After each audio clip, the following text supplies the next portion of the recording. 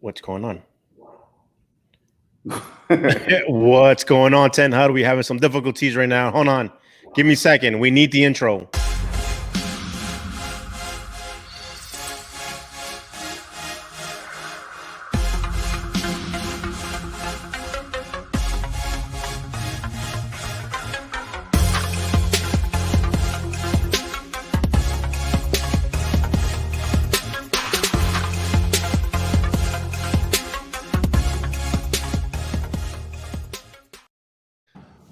What up, Tenthut? What's going on, Tenthut? Yeah, we had some technical difficulties right there. I don't know what's going on, but that's a mystery. But it gave the audience a bit of a sneak peek on what we're doing. Yeah. Because I know that you've been promoting this, right? Hopefully for the audience. I have, yes, I have, yeah. Yeah, if they could see in the background right now, I am in the LAPD museum's jail cells. This is their drunk tanks from back in the days. Yes. So, but we're going to get to hear a little bit more history about the museum with our guest that's coming up next. But first, Pedro and I wanted to let our audience know, like, hey, I thought you all were a veteran resource podcast, and this is very true. We are a veteran resource podcast. We interview veterans that provide services, or we interview organizations that provide supportive services for veterans. But this kind of fell into our lap, and we couldn't pass off the opportunity, especially because I personally know several veterans and service members that got into investigating the unknown, the creepy, the paranormal, as a lot of people would call it. That's right. So this is another resource I think that we can provide is information. If you're looking to jumping into this as a hobby and investigating certain places that people say are some creepy shits going on, and you want to go find out and get your own evidence, in this podcast, that's where we're gonna be talking about. But we're also going to be showing you with a firsthand experience from an amateur podcasting perspective, because we don't know anything about paranormal investigation. My wife and I have done it once or twice. We did a couple times in our honeymoon, and anyways. But we stick around, because later on we're going to have a paranormal team come on the podcast with us and talk about their experiences. And it happens to be that the owner of the paranormal team, or the co-owner of the paranormal team, is a veteran. So let's get a little bit more history about this museum, brother. So before we start, I want to say something. You know, a lot of veterans told me, "Hey, I love this." So thank you for those that have encouraged us to get this going. So I'm going to bring my guest, Erica. So she's the executive director of the LAPD Museum. And so when the opportunity came, man, she was like, yep, let's bring the Tenthut crew, and then you guys have to do what you got to do. So I'm super excited. So before I bring her in, I want to say something. We came about a week and a half ago, or 2 weeks, and we actually recorded. So it was interesting. Jose, I'm going to pass it over to you, because he calls me and he said, I got some bad news, but I don't think it's bad as like, it's weird. So. Yeah, so last week we did the full interview with Erica, and our audio gave out. Like mid-interview, it just gave out. Our audio equipment and our video equipment was very glitchy, and it happened to be in the most active, what they say is the most active place in this museum, which is in the second floor in their Hollywood shootout exhibit. And we were interviewing right in front, and our audio gave out. So I have no idea. And I checked it because we did another interview downstairs, and it worked. It worked perfectly. That interview went flawless. So it was just a little weird, and I can't explain it. So in this Tenthut crew, I'm a bit of a skeptic. I don't. There's usually something that could explain it, but that one maybe, I don't know, my batteries gave out or something. But. Yeah. All right, if you guys out there, make sure you burn some sages for us. Anyways, guys, I'm gonna bring my guest, Erica. Erica, so she's on the second floor. I'm on the first floor. Jose is by the jail where he belongs, and then Erica's on the second floor. So They Erica put you tells a in the little bit pizza about hotel. so Erica tells a little bit about yourself, and then tells a little bit about the exhibits.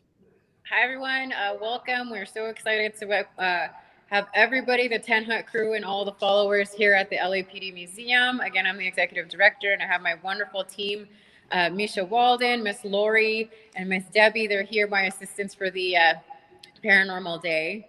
I came onto this position only 3 months ago, so I'm still kind of a rookie. But my experiences here have been phenomenal, for one, in the physical sense, but in the paranormal sense, we experience a lot. So this museum was actually founded back in 2001. It was a decommissioned police station. It was decommissioned in 1983, but had a long history before then. And as you can see where Jose is staged, they had everybody roll through there. So all the drunks, all the worst crimes, felony cells are on the other side of Jose. We actually had somebody hang themselves there. So there is a lot of trauma, a lot of crime, and a lot of energies attached to everything that happens here in the museum. And so we are certainly surrounded. That's for sure. Yeah.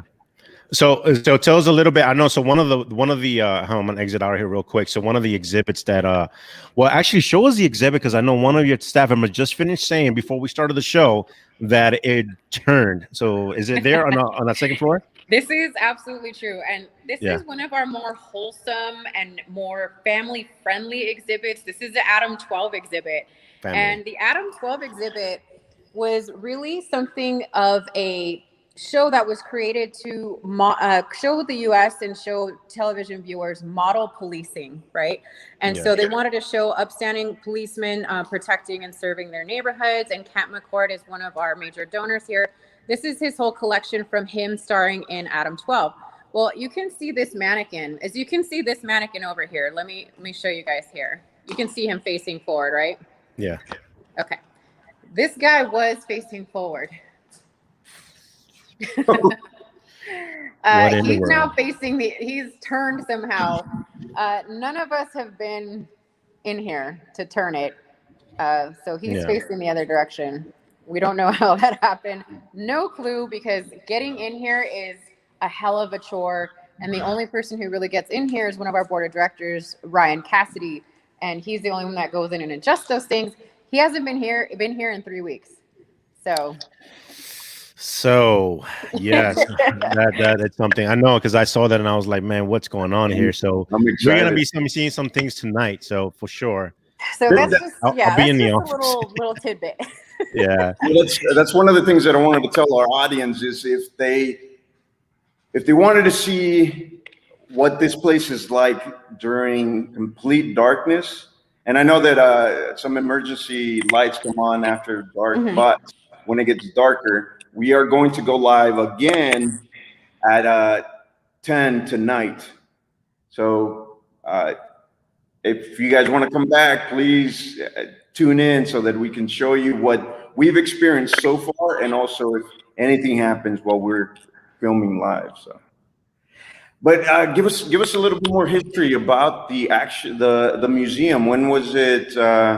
What's his history? It's the development of the museum when it was a PD, an actual building, and then to a museum.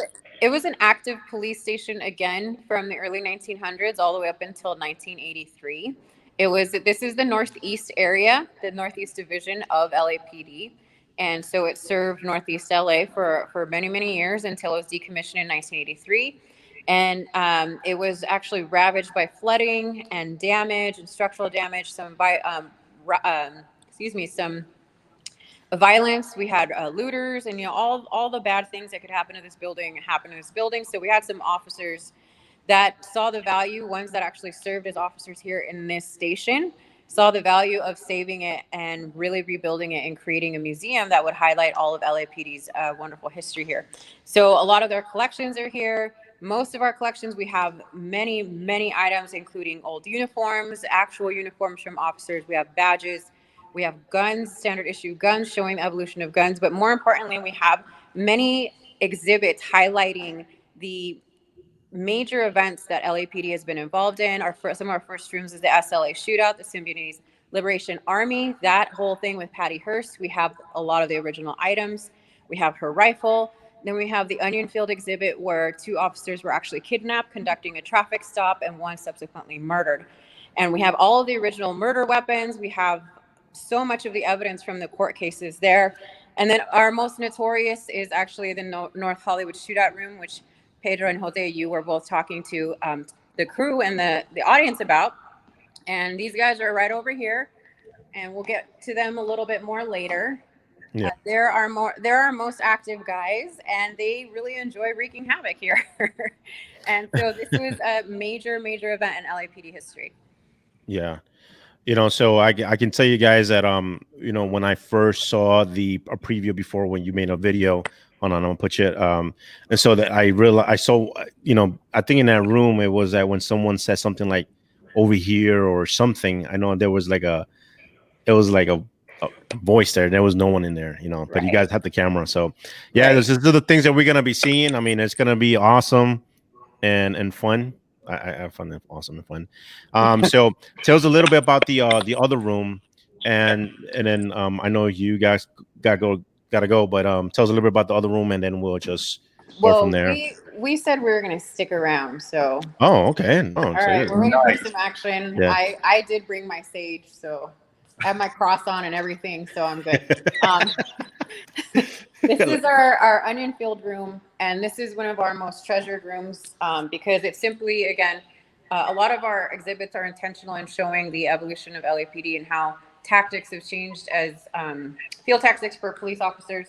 Again, Ian Campbell was one of our officers who was kidnapped and murdered with his partner, Carl Hedinger, and the murderers, Ian Powell. We have the murder weapons here. Ian Powell, the murderer's jacket, all these different things. And so there's a lot of, like I said, that emotional attachment, a lot of trauma associated with our exhibits here in the museum. And this one is actually for us, it's us dealing with this room. We feel a lot of sadness when we come through here. Yeah. There's a lot of like weird energy in the North Hollywood Shootout room, a lot of mischievousness, a lot of, different energies, a lot of what was that? Like, did you hear that? Yeah, what was that? Did you guys catch that? Too. Oh. That's just a normal day at the museum. I'm telling you, like, we hear things, we hear footsteps, we hear doorknobs turning, we hear random voices. One night I was turning the alarm off and I heard like in my ear. So yeah, there's a lot of stuff. And our museum manager Misha, she has been here the longest, and she encounters most of that weird energy. She feels things touching her hair or her feet, and so it's wild. It is. Thank you so much, Erica. So we're definitely going to be, showing you guys more. So you're going to see the actual thing. So we actually have another guest, and I'm going to pass it over to Jose, because I know Jose has been, reached out to them. They're our Army veteran. I don't know much of the history, but definitely Jose. I'm going to present them right now. So yours, bro. Yeah. Let's see. Well, first, it's my on my honeymoon, my wife and I went on a paranormal experience across the country, and we met this amazing couple when we booked a paranormal experience in Kansas City. I believe it was in Kansas. Anyways, they are a paranormal investigating team that walk people through this process of finding out how to do these types of investigations. And Mike Bain is a really good buddy of mine, and his wife Samantha Bain. Hi. And you guys are muted. Give me one. I think you muted them, Pedro. No, we're good. I muted because Mike was being noisy. Sorry, go ahead. That's all good. Hi, Samantha, how are you? And you're calling us. Good. So, Mike and Samantha, tell us a little bit about yourself. Jose, kind of give me a quick rundown. But we're super excited you guys are, enjoying us on the show. Well, thank you. Thanks for having us. Good to see Jose again. And it was in Kansas City. And to set the stage, we had met him, and when he told me he was on his honeymoon and they were going around to haunted places, my kind of man. So the following night, my wife and I had rented a haunted location called the McIntyre Villa in Atchison, Kansas. And we invited Jose and Amy to come. We rent it once a year, have a costume party for our friends. And this place is extremely active. So I just told them, gave them direction, you got to come. And I'm going to tell you, that was one of the best nights we had. Yes. I don't know if you remember, I know, Mike, you were upstairs in the second floor or the first floor, but I know that, Samantha, remember that really bright orb that we saw in the basement? Yes. And That was with Samantha, yes. Yes. That was probably one of the creepiest things I've ever seen. And I am the skeptic of the group, and I couldn't explain that. I don't know, but it was a clear blue orb, like not orb, it was a light. It was a light, she said. And it just went into the ceiling and it disappeared, but it was pretty creepy. I thought it was kind of creepy when we were all gathered together in the room on the second floor. And Samantha was doing Estes, and everybody was coming through talking. I thought that was a heck of an experience. Well, remember that? in Spanish. In Spanish, no hand less. it over to you guys. Yes, I do remember we were doing. So explain to us. So this is one of the things that we wanted to do is explain some of the equipment, also your background, Samantha's background on, and what got you into, as a hobby, paranormal investigation. Let me start, and then I'll let her finish. Yeah. So I get into it because of her, basically. I've always been interested. I really don't have any ability other than I am insanely curious. So off and on, we were into it, but in the last 15 years, we have really made it a full-time hobby. We met you through Haunted Rooms of America. Mm-hmm. Now we run events for Haunted Rooms of America in 3 states. Oh, wow. So we've been doing this 15 years. Well, not with them. Not with them. Just she and I really have gotten together, and 15 years of just insanely fantastic things. But I just love it. And the experiences you have and the people you meet are fantastic. I just wish I had more abilities, but the equipment, you've asked me what kind of equipment we use. I'm not a huge equipment guy. There's 3 things I always want, and it's a flashlight, some sort of a motion detector. I don't always believe in the equipment. Just because a motion detector goes off doesn't mean anything's happening. It just goes off. And a good recorder. Now, if I get a recorder that says, "Hi, Mike, how are you doing?" then I know I'm talking to somebody. And then the next best of equipment I have is her. Okay. Your turn. Yeah, which brings us to Samantha. You have some interesting stories in your abilities. So what?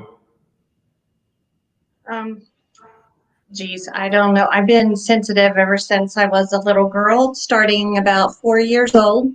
And I think it's just in my DNA. My sister, who doesn't pay any attention to her gifts, but I've tried to hone in and practice on mine.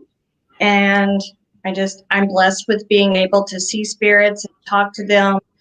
I would say I'm a medium. I can psychically, I know things, I see things, whether that's remote viewing or astral projecting. I don't know what that is. I just see things like little movies in my mind, kind of thing, if you will. But Estes is one of my favorite forms of communication. And then we got the DR60. So that is one of our favorite ones, like Amy and Adam use on Kindred Spirits, and Greg and Dana Newkirk have one. So. And for the audience that are watching this and listening to what we're saying, it's so for the Estes, my wife and I had a very interesting experience when we were in Atchison, Kansas, doing the Estes. So Estes, you put on a headset, and then let's clarify. Vic Firth headphones. Vic Firth headphones. Yes, yes. He will swear to you, any other headphone is a cheap imitation. Yeah. Big First are drummers' headphones, and when I say noise canceling, when you put them Noise on, you don't isolation. hear anything. So noise canceling headphones, and then you blindfold yourself. So And then you- effectively, she is cut off from everybody. She cannot. You got to remember, she has an SB7, which is a little electronic gadget that sweeps radio stations either forwards or backwards, and it creates a white noise. So when she hooks that into the headphones and it goes really loud, she can't hear anybody around her, nor can she see us. So Like that. that is what she hears Oh my God. Yep. That's already. Yeah. So Wait, hold on. What does that mean? What she hears. It's something right now. Wait, what do you mean already? You put the headphones next a to the voice camera. a word came through already. Oh, they said, "Oh my God." Did you hear on I didn't know if Jose? you could hear that or not. Yeah, I heard something, and I was like, Yeah. So that was coming because where we at right now? Is that transmitting to you guys? It could be. It It could could be be. spirits there because I have friends. I've strapped in from being here and friends Yeah. out in Tombstone in different locations. I've been at McIntyre Villa while my friends have been at another haunted location. In Cleveland or And- anywhere, Illinois, wherever. And we pick that's up. so interesting. Okay. The spirits will communicate via that method, I guess, if you will. I mean, your Amy's grandmother came through, right? Yes, when we were doing the Estes The session villa. at the villa, Right. that's the one that you were talking that you were saying because you did it for her, and then you're like, I don't understand because it's in Spanish. I don't know what they're saying, And then we gave the headphones to you. yeah, and then you gave it to me, and then it kept saying something about cooking and using your hands or something with cooking, and she does remember that she used to wake up every morning and help her grandma cook. Oh, wow. Every morning, yeah. Wow. So it was interesting. It was definitely very, very interesting. I think I have that recorded if you guys ever want it. I think I have it recorded. If I didn't share it with you, I'm happy to. Oh, yes, we would. So So that's called the Estes method. And for people watching, if you've seen it on TV, when they strap in, put the headphones on the blindfold, a lot of people on TV call it the spirit box method because the little gadget she was holding up is an SB7, and SB stands for spirit box.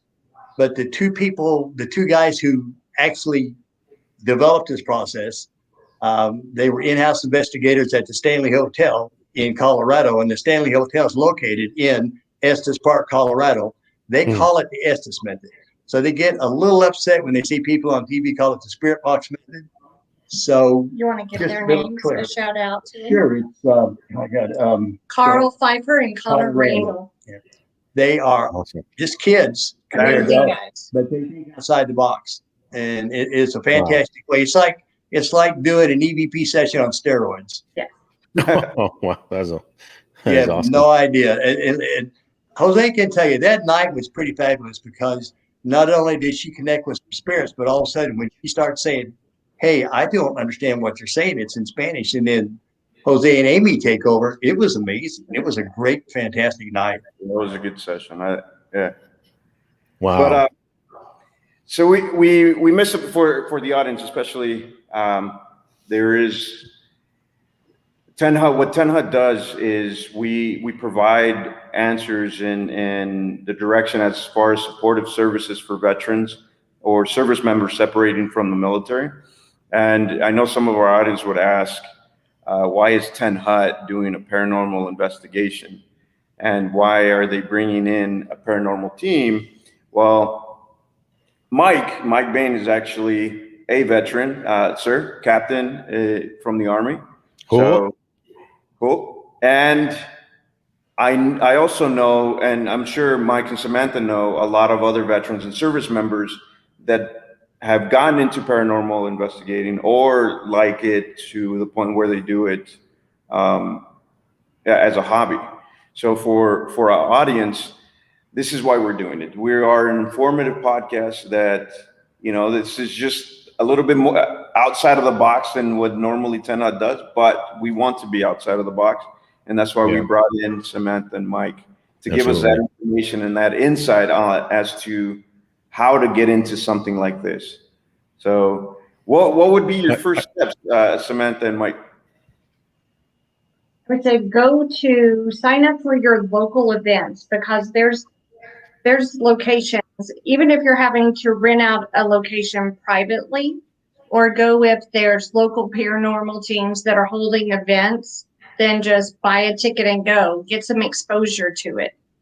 I do not recommend that you start investigating in your house, because once you go there, you're stuck with it. I mean, that's a no-no. You've opened Pandora's box and you get what you will.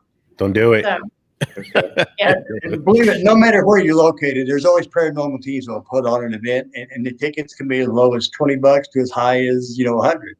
But expose yourself, go and see how people investigate, because everybody has different ways of investigating. And I know Jose can confirm that, because when you see different, I'm sure he saw the way we investigate was completely opposite of how a lot of people do it. Yeah, you know what I found very interesting and I actually loved was y'all did it with very little equipment, not these high tech people that come in with like a bunch of cameras, and we did it with a little sensor ball, which I actually purchased from y'all, and some candles, some battery candles, Right. which we'll show the audience how to use them later. And also the recorder, although that recorder that you do have, Samantha, is like $6,000 or something like that. It's only two, but it's worth every penny. What people don't realize, it's called a Panasonic VR60, and if you want them, they're on eBay. They start about $2,000. But you got to remember, this recorder is approximately 30 to 35 years old to begin with. Panasonic put it out in the late 80s, and it didn't work well because when people recorded conversations, they kept picking up voices underneath. So they started returning them to Panasonic because they weren't any good. Well, the paranormal people found out, these are extremely sensitive. And once they found that out and they got on eBay, then the price went sky high. Wow. But there's not, if you want to buy a recorder, and this is you need one. I'm not a big tech guy. I don't like equipment. If you have a motion detector and it goes off, that doesn't mean a spirit's here. Something set it off. Who knows what it was? But again, you get a recording that says hello, then you know somebody's here trying to talk to you, right? Yeah. So what you need to do is find a recorder and look at their mic specs. Most recorders start at what they call 50 hertz, 50 Hz. That's too high. You got to find a recorder that's down around 20.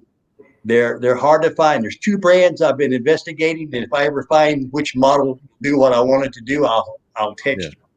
But it's called Tasco is one brand, TASCO, and the other brand is Olympus. Those so far seem the two best that will put out a piece of equipment that will actually record sound that low. Wow. Okay. It's good to know. We have other equipment like the REM pods. I mean, what I'm saying is that you don't have to spend thousands and thousands of dollars. You can go broke doing that. Yeah, that's true. These two, remember the dowsing rods? Yeah, the dowsing rods. Yes. They're great little tools, and they're super cheap. And those, just a quick rundown. You're asking questions. I know that you're home, so you don't want to use them right now, but nope, you're fine. She does it at home. She don't do it. For yes and open wide for no. Yeah. Oh wow. Yeah. So they moved on, but they're suspended on, so they're loose on your hands. So they swivel. Yeah. They swivel. Okay. Hold the case in this swivel in the case. You have to be very, very still, or you can influence them. He says he says I'm moving now. Anybody that uses I start going like this, and I check your hands out, and I'm looking, and I'm telling you, I don't trust a lot of equipment. Again, the K2s, the REM pods, the motion detectors, they're great, right? But just because they go off, you don't know what's setting them off. Yeah, there's room for error on those. There's a lot of room. Yeah, there's error margins. But the other piece of equipment that was interesting was that thermal gun that you have, which shows clear? That one was pretty good. That's a pretty nice piece of equipment. believe it or not, I sold that one because I got mad at it. It didn't have enough pixels to give a good picture, so I bought a different one that's about 5 times better. And what a FLIR camera or thermal camera will do is, if you have field presence, you feel the temperature change, you can use that as a camera, and it will tell you where the temperature is changing, how it's changing, and they will show you a shake, because most entities, when they try to form, it gets very, very cold very, very quickly. And a FLIR or a thermal camera will pick that up immediately. Wow. Well, That's awesome. Yeah, that's so. So I have a question. So sure. I'm kind of shifting a little bit.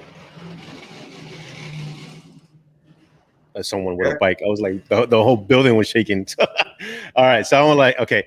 So what is the craziest experience that you guys have had in the past that you mind sharing with us?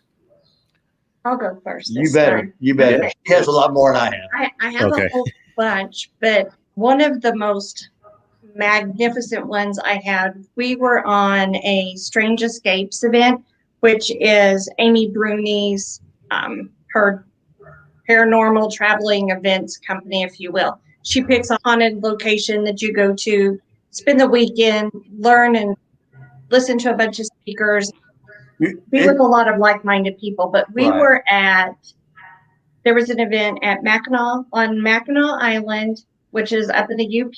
Up in Michigan. Up in Michigan, and we were at Mission Point, and there's a theater there, the one where the movie, which is probably, you guys won't even know, it was Somewhere in Time with, what's his name?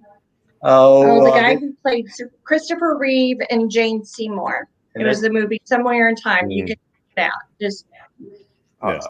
But so we were in the theater.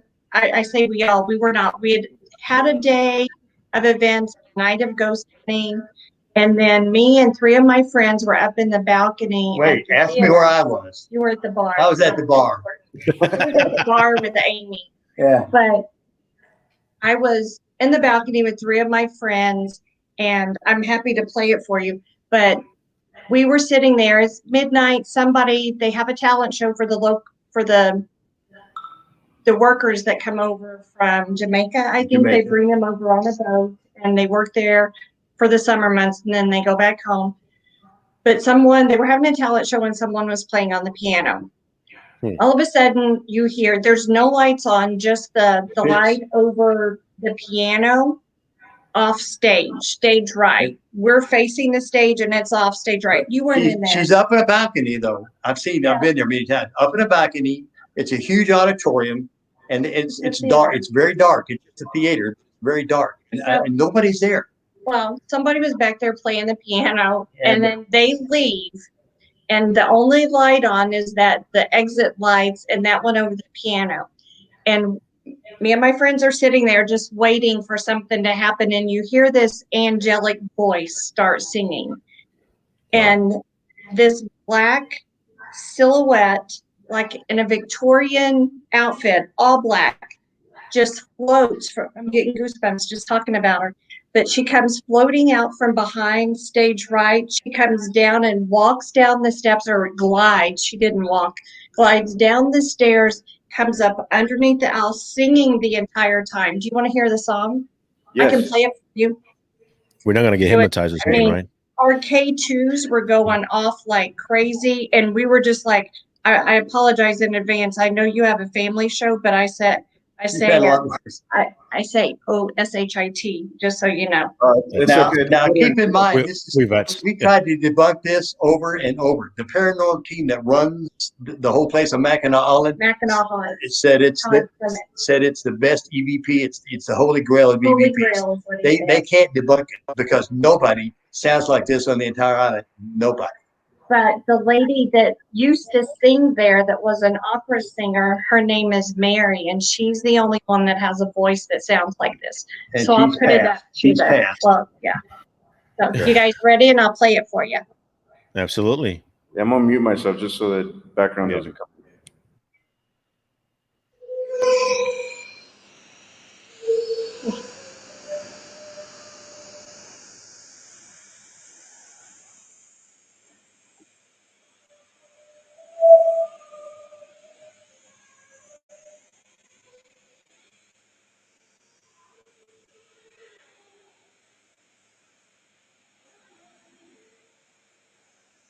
Can you hear that?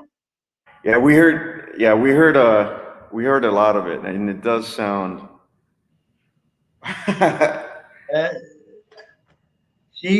I'm in the lobby and I'm kind of talking to Amy Bruni, and Adam Berry was there, and she came in with her girlfriend screaming and yelling and jumping up and down, and they all listened to it and tried to debunk it. Nobody could. It's an amazing. There's no sound waves when you play it. Oh, wow. It's like, see, I mean, you can hear the door slam. I think you can see it very well on that. Hold on. Hold it. Yeah, just the glare. So you said there's no sound waves. Okay. The line moves are normal wow. sound, but when she's singing, it doesn't move.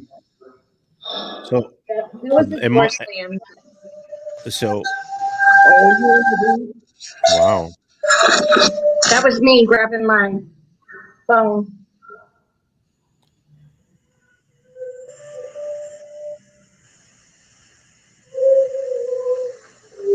Oh, wow. That is. Yeah. That voice didn't show up on as a sound effect on the phone. Yeah.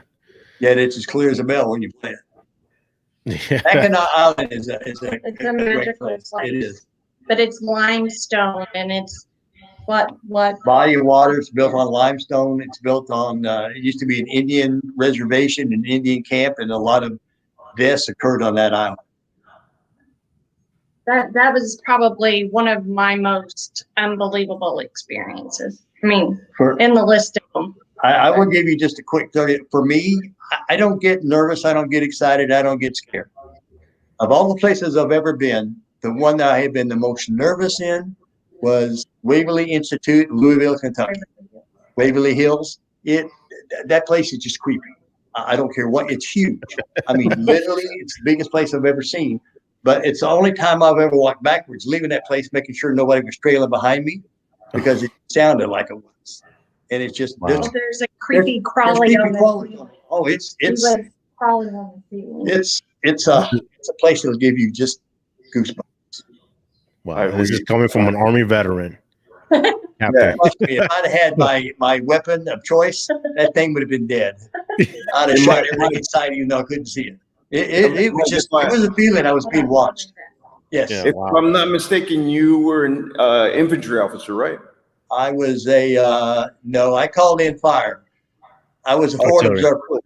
Oh, forward reserve. Okay. I'd go out there, go look at the enemy, go hi, and then I'd call in fire. And as soon as it dropped, they'd be trying to figure out where I was. So I had to kind of leave in a hurry. Okay. Yeah. Roger that.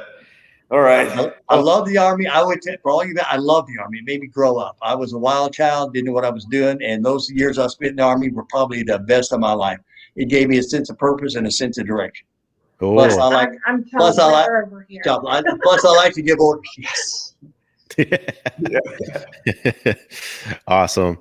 Well, I want to say thank you so much again, vets. If you guys are watching this, we just want to say again, while we're doing this, hey, you know what? A lot of veterans told us, like, hey, I want to see this. I want to see this. So the action is coming. And thank you so much, Mike. Appreciate it. And Samantha for you guys chiming in. Thank you for having us. Thank you. Thanks for having me. I'm actually looking forward to meet you guys in person one of these days, and and experience this whole thing. It'll happen. Yeah. So it's awesome. We gotta head out. The Tenthut team's gotta head out to the East Coast so that we can do something like this in person, maybe somewhere near y'all, or do some investigating together. Yeah, absolutely, anytime. Awesome. The Leavenworth prison, Leavenworth is military. They're going to shut that down. They're going to shut the prison down and build a new one, and they're going to open that up for investigations. No way, really? Yeah, let's do that. That's inside information that I'm giving to the whole world. To the whole world. To the whole world. It's so secret. when Okay, that guys, happens, secret. get your butt out here, and we'll go have a great time. Yes. Oh, let's do it. Let's do That's it. Sure, Samantha. That's an order. That's an order. Have fun, guys. Thank you. Thank you so much. Thank you. Appreciate you. Take care. Right. Thank you for all you do. Thank you. Appreciate it. All right. Dude, I'm excited for the next couple hours, man. And again, for our audience, we're going to go live again at 10 p.m. That's 2200 for our military folk.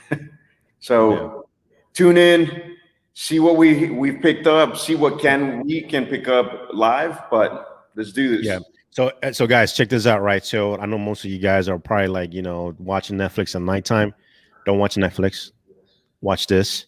Tell your friends, subscribe to our channel, and literally just have a good night, you know, with us. Eat your popcorn, drink some whiskey, and, you know, and just we'll be back with some whiskey at 10. And also, if not paranormal investigating here, if we come up with anything, we'll definitely share with y'all. But we're also going to be telling our own stories and experiences with paranormal. And I have a couple from overseas, from deployment. So I'll be sharing. One other thing too. So Jose, so we're going to be setting up some couple cameras, right? So we're going to have other people. Cameras. Yeah. We got EMF readers. We have some motion detecting. Yeah. So 10 o'clock, get back on the show. I'll definitely put it out again. It'll be the same link, or we'll figure this out. But anyways, make sure you guys help us. If you guys see something on the cameras, let us know, and just type on, you know. Yeah, put it on the chat. We'll chat, investigate it and make sure that it isn't something else other than. Yeah. So wait, we got someone out here. Hold on. What out of owner? What is this, bro? Stream audio only. I don't know. Somebody just jumped in here. Creepy. Seriously, bro. Yeah, somebody just came to the lobby in our StreamYard, and it says out of owner. So we're just trying to figure it out. Well, who was that?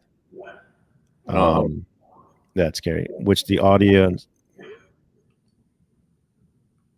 Okay. Thank you, Myra. Definitely. We're just kind of on a tight schedule, but we're definitely, you know, thanks for the feedback. We'll definitely bring them back again, and we'll start doing some Q&As. But yeah. So, all right. So guys, we're going to set up again. We're just going to be a different link. And yes, I'm about to say it's paranormal. I'm a little freaked out right now. I don't even know who's in the lobby right now. I'm gonna kick him out right now. Let me see. Why should I not him stream? I can't. So I'm gonna hold on. Listen to that. Hello? Hello? Who's there? It's someone's camera, bro. Oh yeah? Who's this? Testing? Jose, say something. Who hacked into our feed right now?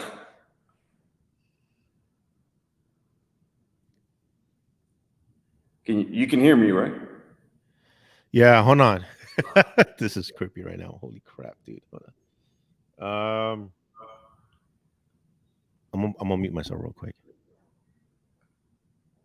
Well, I don't know what's going on. And it isn't, I mean, we test out this equipment hours in advance.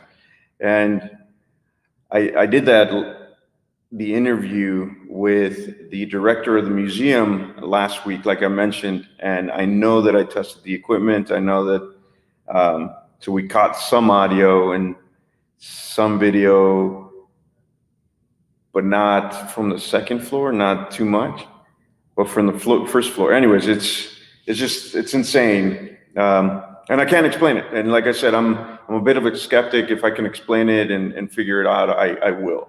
I'm going to look for ways to determine what it could be before I jump to the conclusion of, holy shit, I don't know what it is. So, all right, we're going to. Hold on, bro. Are you reading the private comments? No, I can't read the private comments. Yes, you can. Just came from seeing the LAPD Museum Instagram post. I have no idea who's this. I got my buddy Rudy right here, Marine. Somebody just got into a feed, bro. What the heck? Oh yeah, on the private chat. Yeah, did you see that? Yeah. Just came from seeing the LAPD Museum Instagram post. Somebody hacked into our feed. It says hi there, not here to bother. Okay, okay, I'll leave. Did you see? Yo, what the? Yo, what is going on? Sorry. Hey, guys, I wish I could. Yeah, I wish I could show you guys, but somebody just jumped into a lead. I don't know. Somebody just kicked from studio. All right. Well, let's anyways. All right, guys. So I'm gonna put another link for those that have been following up. So I'm gonna put it on Facebook, on LinkedIn, not on LinkedIn. I know, right? It's crazy. Yeah. So I'll put it on YouTube again, and also on LinkedIn. Not LinkedIn. I'm sorry. I'm a little distraught right now, so this thing threw me off. So, anyways, on Facebook too. So if I was on Facebook, we'll put a new link, and we're gonna do it at 10 o'clock again. Anything, Jose? No, man. Let's get this show on the road. All right. See you guys later. Peace out. Peace out.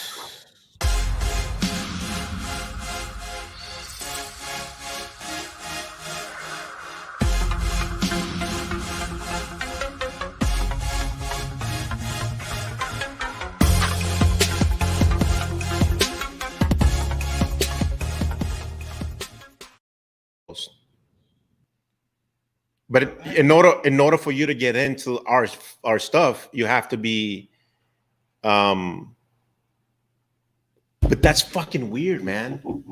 Because I was saying hello and I can hear my echo like if it was a phone. So is this acting weird right now? No, like somebody just jumped. Either hacked into the chat.